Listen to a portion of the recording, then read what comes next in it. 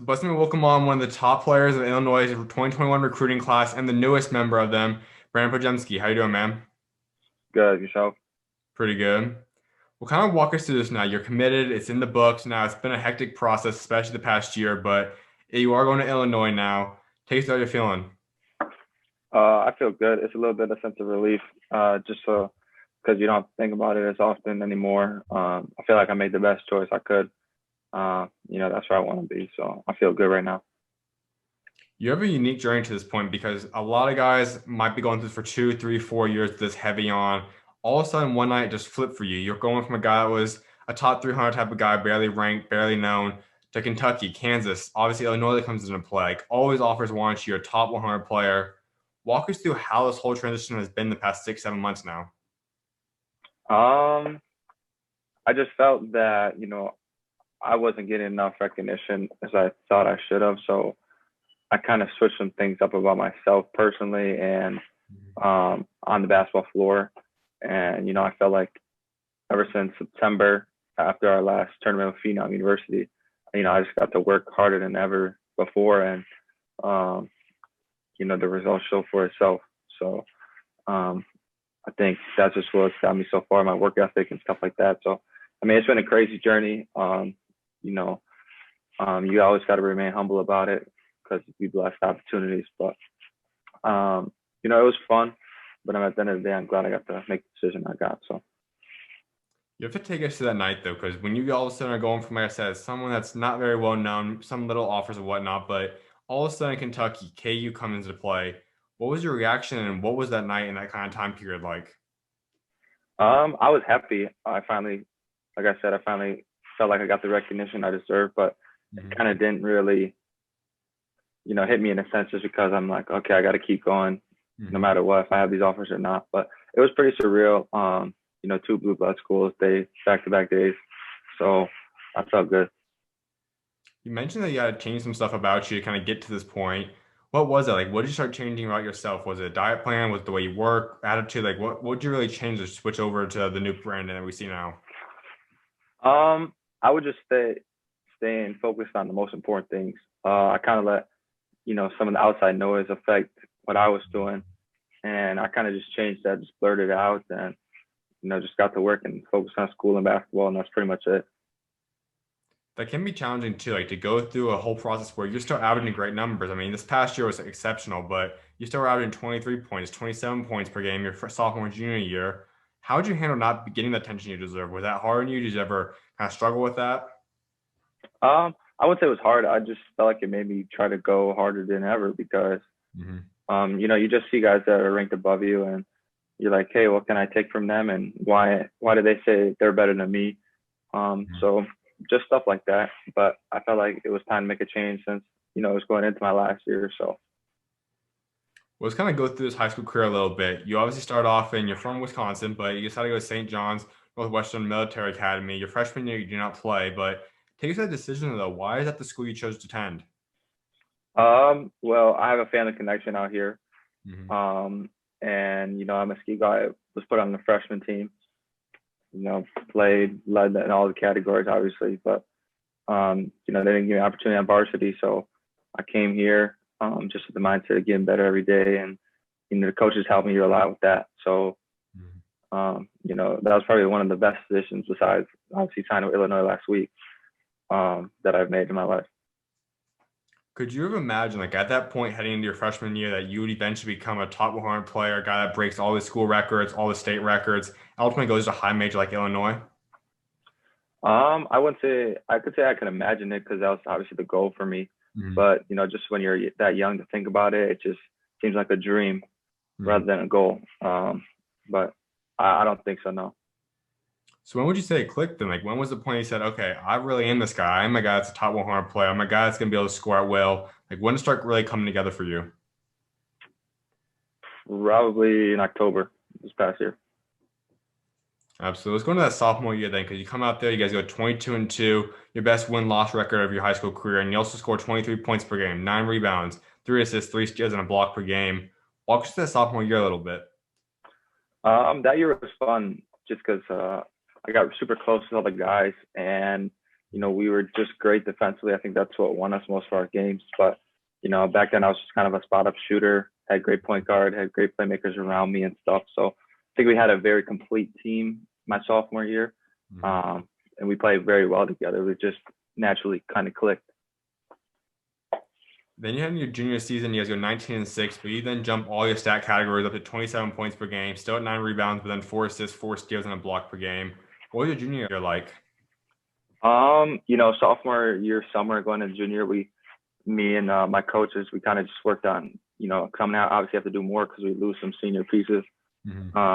So we just kind of worked on a little bit more, and obviously the stats show for itself. But I still didn't feel like, I was to that point where I needed to be.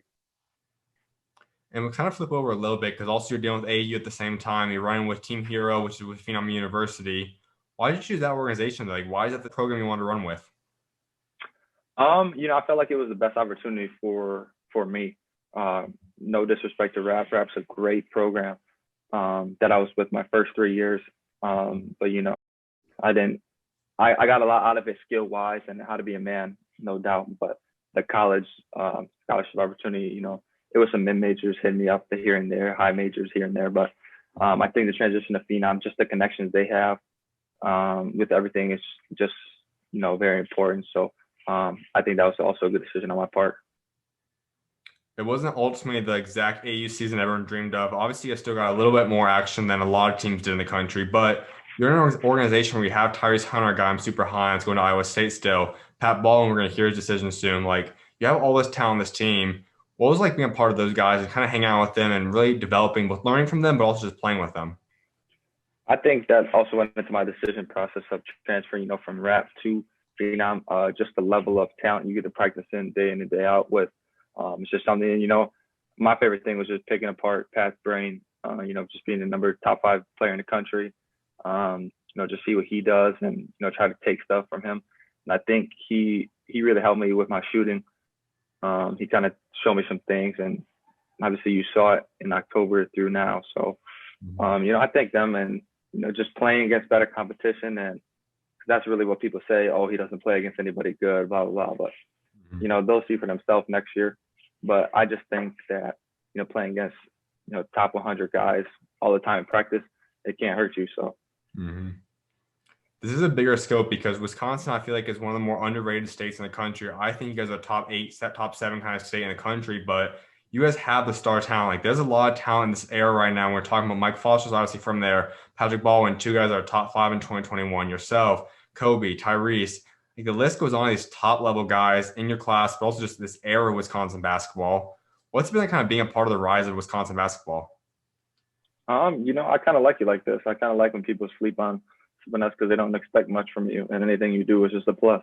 So, I think we probably have one of the best classes in the country in our state, and I think it's probably the best class the state's ever seen in terms of 2021. So, just me and the guys as part of the class, we all know that we're special, and we all know that every other state think they're better than us. So, it's whatever. That's a chip on our shoulder. You guys might not have the depth as per se or California because they're a lot larger or whatnot, but if we're just taking like a 7, 8, 9-man roster of just the top guys from each state, and I can mention some of those guys already on that team, where would Wisconsin rank up? Like, how far could you guys go? Where would you rank your team amongst all the other states? I say number 1. Why not? You play against anybody. I feel confident. Top 7, 8 guys from our state, we can play with anybody. It doesn't matter. Couldn't agree more. Would you say there's one guy specifically, like throughout your high school career, that you've really enjoyed going up against? Like, has it been that guy that you've really liked going up against? It kind of formed a rivalry to a degree with? Probably Tyrese. We played each other sophomore and junior year. We didn't play this year, but we played last 2 years. We obviously lost to them both times, but just playing against him and seeing how he plays, taught me a lot, especially with the AU. I would say him or Luke Hurdle from Lake Country Lutheran, in our conference. I played him 2 times, 3 times a year. So I would probably say him, hard-nosed guy, loves to work. So, all things good for him. You mentioned Tyrese, and I said earlier too, I'm pretty high on him. But what is Iowa State fans getting in Tyrese? Straight dog. When he plays like he has nothing. That's just what I kind of learned from him, that dog in me now. he plays everything he got every time he steps on the floor, and the coach there is gonna get a lot out of him. I mentioned too that being a part of Phenom University, obviously with the team hero side, he's obviously a great player. We see what he's doing in the NBA. He kind of had your story to a degree too, coming from Wisconsin. What kind of role has he had in your life? He's a good role model. Obviously I try to take things from his game to put in my game. But just through the college process, he gave me some advice. Obviously I had an offer from Kentucky, and he wasn't like biased towards them or anything. He just kind of gave me some general, advice towards things, and I'm appreciative of that. And we communicate regularly, just talk about whatever. But I'm thankful that he had reached out and we talked. So. When you think about Ty, like what's like the first memory that comes to mind? Like, what's the first thing that he's kind of like maybe the biggest thing he's helped you with, or a story you have with him? Like, what's like the first thing that comes to mind when you think about him? Oh, if he's a bucket. But I would say, just being able to watch him, I started watching him when he was a junior, and I was in eighth grade, I believe. Yeah, eighth grade. Just, going to his games and like him scoring all the time. I'm like, wow, I wonder how someone does it like that. So I think that just kind of inspired me when I was in eighth grade to, pick up a basketball like that and then start playing. So, because I didn't play before then, my eighth grade year, and I just, watched him and other guys in his class, and I'm like, wow, this is crazy. Then I want to do this. So I think you can say he inspired me in a way to play basketball. Now, we do know a lot of the media people like to make comparisons between you two because, like I said, there is a lot of storyline that's the same. Is that who you would personally compare yourself to, or is it someone else that you say you'd kind of really compare yourself to? They say I'm Tyler Herro 2.0, but I like to say I'm Brandin Podziemski 1.0. I can compare to other people, but I'm not anyone else but myself. I just try to take things from everybody. I take things from Tyler, from Devin Booker, CJ McCollum, James Harden, and underrated guy CJ Miles. Who used to be in the league lefty. Just to see him and stuff like that. So I'm myself, but I take things from everybody else. You just brought up a guy in CJ Miles who obviously you mentioned some guys that are bigger name. Guys obviously know who they are, just general fans. You kind of go a little bit deeper though. You know a guy like CJ Miles. Walk us through your passion of basketball. Like, how are you able to find a guy like that, and why do you look for guys that might not even be superstars, kind of help take pieces from? Actually, it's pretty funny because in 2011, I believe 2K, it was 2011, yeah. I played video game 2K11 on my Xbox, and I used to be at Cavaliers because that's when Kyrie and LeBron used to be on there, or whatever. It was one of the two, but he was on the team, and like every time he would shoot, it would go in. So I'm like, who is this dude? And I just looked him up, and lefty like me. So even to this day, I just take things from the highlights may be old. I still think he's a really good shooter and one of the best on the planet. As you said, you are a lefty too, which is a rare thing. There's not a lot of guys that are like that, but those that are elite players really are elite. You guys are always seem to be buckets. So how have you grown to becoming a left-hand player? It's a little challenging, but thankful. A couple of my coaches out here at school are lefties, so it's kind of easier to learn. And then my trainer I work out with, he's ambidextrous, so he kind of does both. So it's easy, but you kind of gotta look things backwards from a right-handed perspective. What would you say is the biggest advantage of being a left-hander? It's a little confusing for right-handers to defend, I would say, or just anybody in general defense because you're used to defending so many right-handed people. It's kind of different in terms of playing defense on lefties. Even for me, it's challenging guarding my teammates when they're left-handed, even though I'm left-handed. So I just think it puts a little bit more pressure on them because it's just a little bit different. No doubt. Let's head into the senior year for yourself. 22-7 record, playing during a pandemic. Obviously, you guys had to wear masks for some stuff, and it was crazy games, crazy atmosphere. But overall, you go out there, you have an exceptional year. Mr. Wisconsin Basketball Player of the Year, 35 points per game, 10 rebounds, 6 assists, 4 steals, and a block per game. Walk us through this year a little bit and just really the ups and downs and what your senior year was like. In the fall when we started workouts, our coach, I got him really sick, put him in the hospital, near death at one point. But, I just had to step up as a leader because we lost our point guard because he graduated 2020. We lost most of the pieces, so it's kind of a rebuild year, so to speak. But I don't like to call it that because I think we're still good. So, I just had to be a leader. I took over as point guard, which I think helped me tremendously a lot. But it was a good year. I think we started off strong, had some dips during the middle of the year. And then I think ever since the Pewaukee game, January 30th, I think we just took off from there. And then, we lost in the sectional final before we went to state. But I thought it was a very good year. I think a lot of the younger guys that were able to play, I think they learned a lot that they can take in the next year. And you brought up a key point there, because that's something that's unique about your game. It's kind of stepping a little bit ahead, but you are able to run point guard. We saw you this past year do it at a high clip. How's it going to translate? Because I think obviously in a college system, you can run the one. Obviously the two is probably your best position. Ultimately in a small ball, we play three guards out. You could be a three or whatnot. But walk us through how you plan to be using Illinois. Like, do you plan to run guard sometimes, point guard? Do you plan to mostly run shooting guard? Like, what does Coach Underwood want in you for next season? Coach Underwood, he just wants 1 through 3 for me. He knows I can do all three. He knows I can guard all three. So I'm versatile. So I'm ready to do whatever he needs. Absolutely. Well, there was a big piece you had this past year. You reached 2,000 career points. To be exact, you're 2,154 points. And you did something unique, like we talked about. The very first season, you didn't even play. So you just, in 3 years, first person in Wisconsin to do that. What was that achievement like, and what was like getting 2,000 career points? It was fun. That was my goal, so to speak, one of my personal goals when I walked on campus in my sophomore year. I knew it meant tough, but, I felt like I could do it. It was good. That night that I surpassed 2,000, we lost, but, I thought it was a milestone that's going to be hard to beat. Someone to beat me in that, so. Were you following the record? Like, did you know how close you were? Did you know when you broke it? Yeah, I did, because they stopped the game, whatever, announced it. So that's when I kind of knew. But during the game, I'm just trying to win. Now, there were a few of the things that are key points for this past year. 17 of 22 games, you had 30 or more points. You also had 5 games with 40 plus, and you also had a game with 50. To be that efficient and that elite and that electric at scoring, how are you able to pull those off in games this year? That's just a thing that I kind of look in the offseason, just being efficient. It's not how many points you score, it's how many shots it takes you to get to there. I probably average 22, 23 shots a game. Just trying to make 12 to 14 out of them every time. Be above 50% field goal percentage wise, and I think I did that. And then 3-point percentage, obviously trying to be over 40. So I try to go 50, 40, 90. That's obviously the goal. I don't think I got that. My free throws probably like 80 some, 83.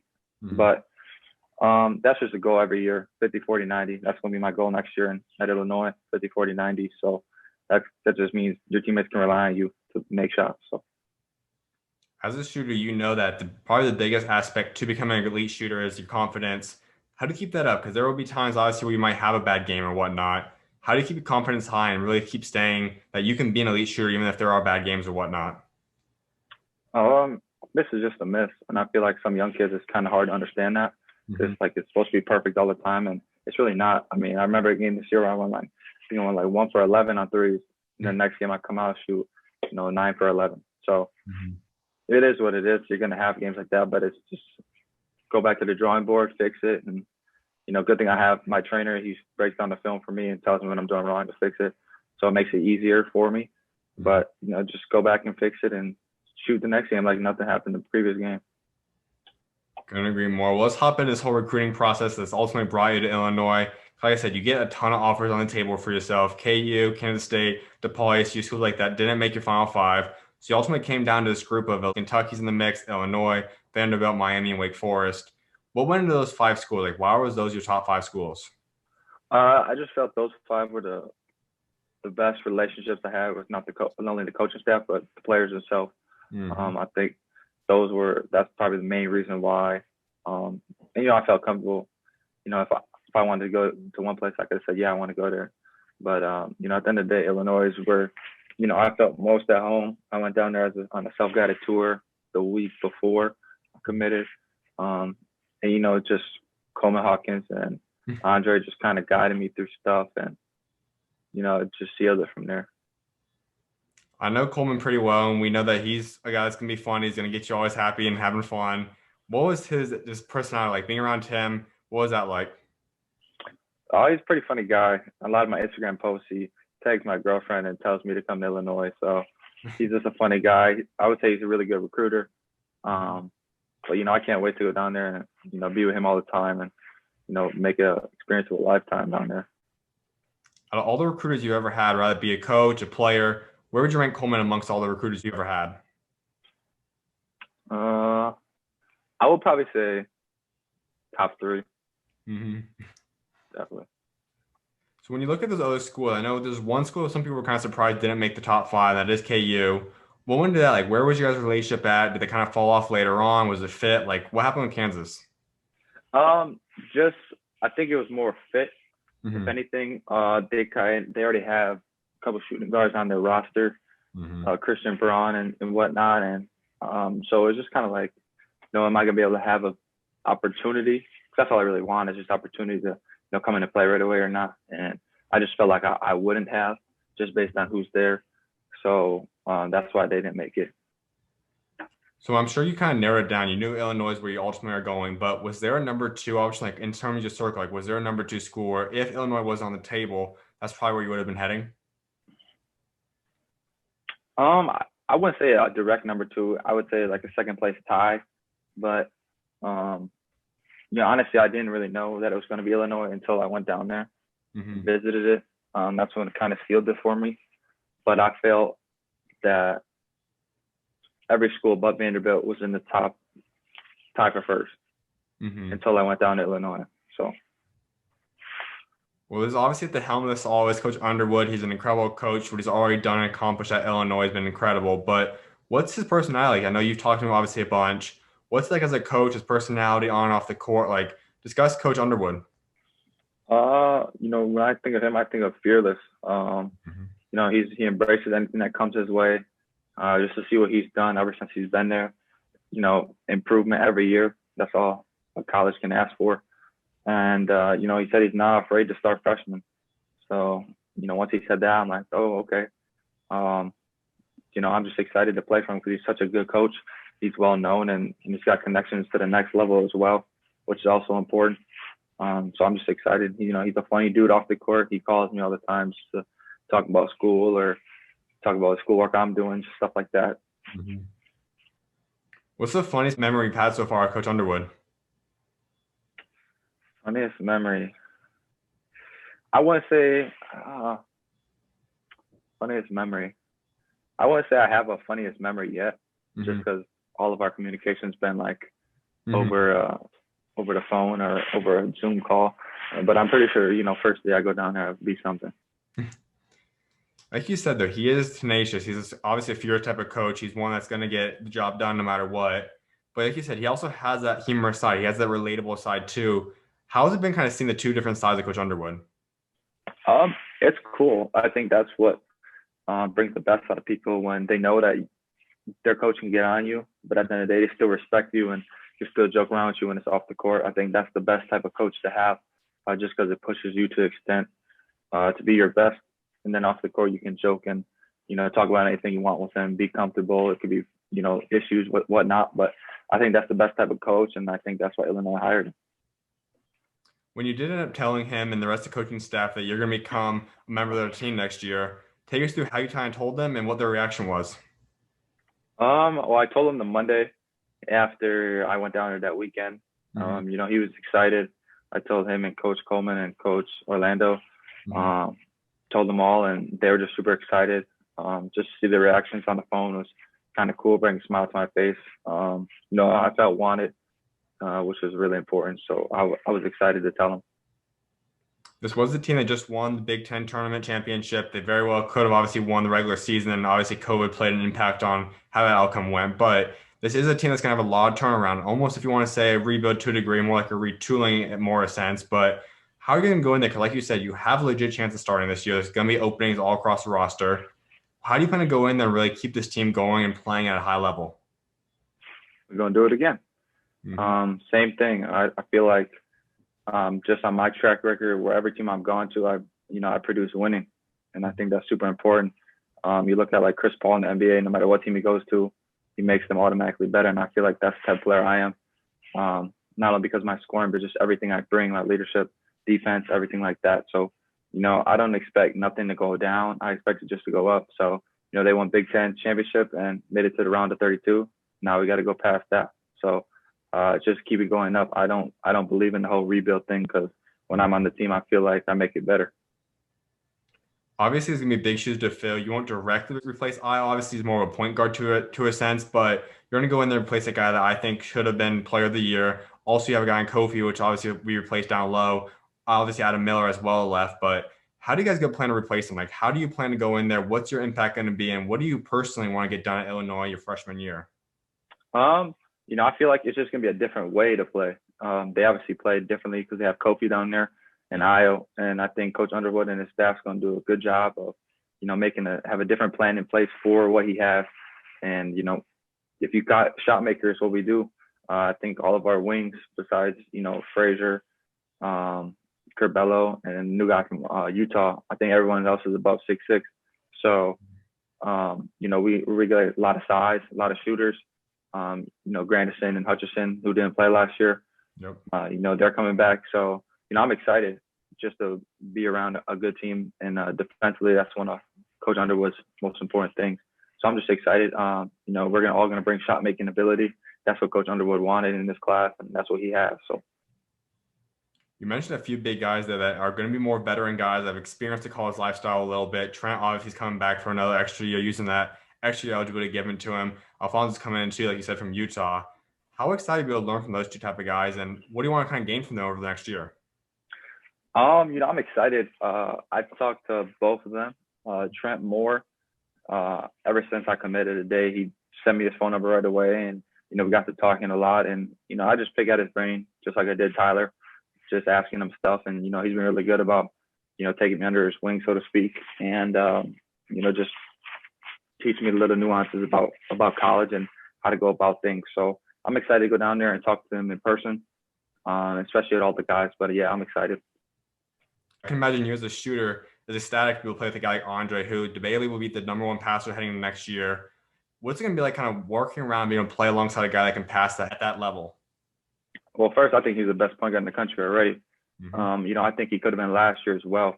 With Io there, it's kind of hard to balance both. But I think he's the best point guard in the country. And, just seeing for my sophomore year when my point guard was there at my school here, I shot 45% from three. I feel like I always do play better when I have a playmaker around me. Because, it kind of just frees me. And most thing I'm most excited for is just, I might not be the best player there, but, I'm going to be freed up more because the whole defense isn't looking at Brandin the whole time. They have to worry about four other guys as well. So that's what I'm most excited for. So you talk about two of the big pieces in Coleman and Andre that are part of the young core. How about the other incoming 2021 guys? Have you talked to RJ? Have you talked to Luke yet? Yeah, I've talked to Luke, RJ, and Omar from Florida. We talk all the time, and having guys that are similar skill set and similar basketball wise is just cool to see. Omar brings a lot of experience coming from Florida, SEC, tough conference. So he's meant for it, and I feel RJ and Luke are ready too. So let's say you guys can all stay together now, because technically Coleman and Andre can stay together for 4 more years if they choose to. But let's say you guys all get a 4-year run together at Illinois, this young core. What can you five accomplish together? 4 national championships.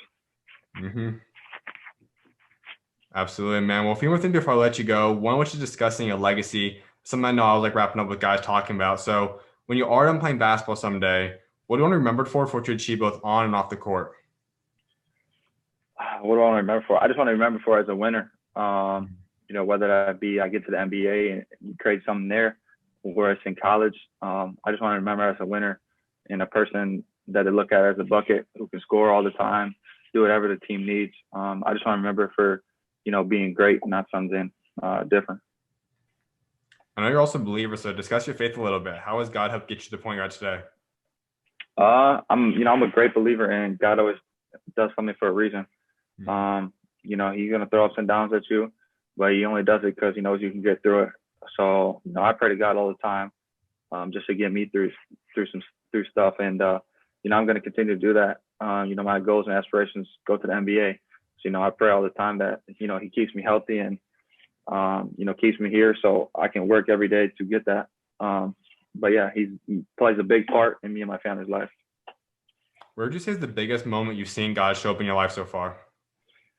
I would just say, I tweaked my ankle pretty badly in our playoff game, and I wasn't supposed to play the next day, but the next day, made it feel like 100% better, and I was ready to play. Obviously, it was a little pain here and there, but I think he just turned it around and say, it's your last year, could be your last game, so I'm going to put you back out there and play. So, just the injury part, knock on wood, I've never been injured before seriously where I had to sit out, but he's kept me healthy. Absolutely, man. My final thing for you, give Illinois fans your 3 biggest goals you have set for your Illinois career.